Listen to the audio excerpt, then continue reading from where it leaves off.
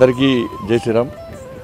హిందూ బంధువులందరూ కూడా శ్రీ క్రోధినామ సంవత్సర శుభాకాంక్షలు, ఉగాది శుభాకాంక్షలు.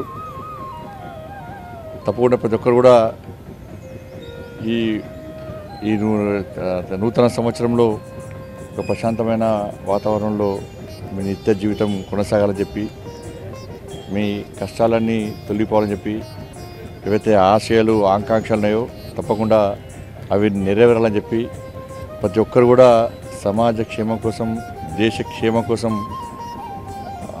కలిసి కృషి చేయాలని చెప్పి, ఆ శక్తిని సామర్థ్యాన్ని ఆ తల్లి అమ్మవారు మీకు అందించాలని చెప్పి మనస్ఫూర్తిగా అమ్మవారిని వేడుకుంటూ మరొకసారి మీ అందరు కూడా శ్రీ క్రోధినామ సంవత్సర శుభాకాంక్షలు. భారత్ మాతాకి జై.